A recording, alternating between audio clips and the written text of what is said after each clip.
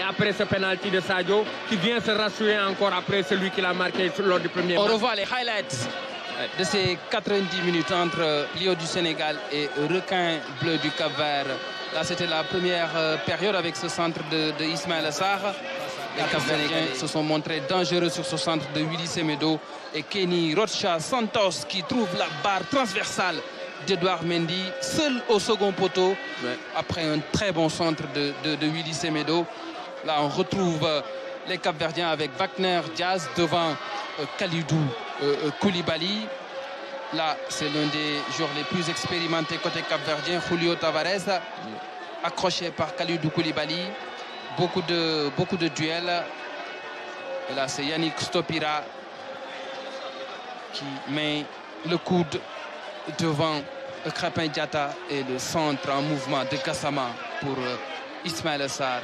Le contrôle, la feinte, l'enroulé qui passe à quelques centimètres.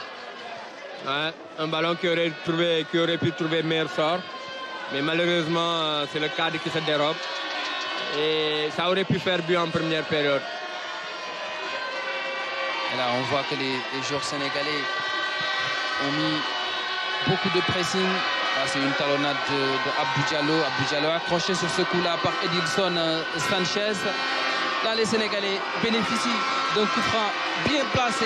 Et c'est Idrissa Gana Gueye qui le met au fond des filets, nettoyant la lucarne de Sixtine Joachim Mola. Le premier but des Sénégalais. Très beau but, très beau but, on ne cessera de le dire. C'est du grand art. C'est vraiment du grand art. Félicitations encore à Ghana pour ce but, mais aussi pour sa grande prestation de ce soir. Ouais, cela faisait 4 ans que les Sénégalais n'ont pas marqué de coup franc direct en équipe A.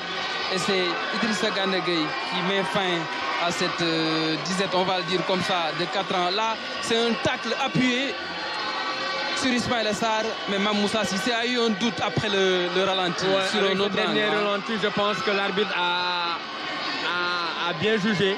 Ah, mais par cette contre, fois-ci, il n'y a pas de doute. L'arbitre a été faussé dans la surface. La faute de Edilson Alberto Sanchez sur Ismaïla Sarr et le penalty est transformé par Sadio Mané qui marque son 23e but en sélection. Il égale Mamadou Niang et fonce tout droit vers le record de 29 buts détenu par Henri Camara.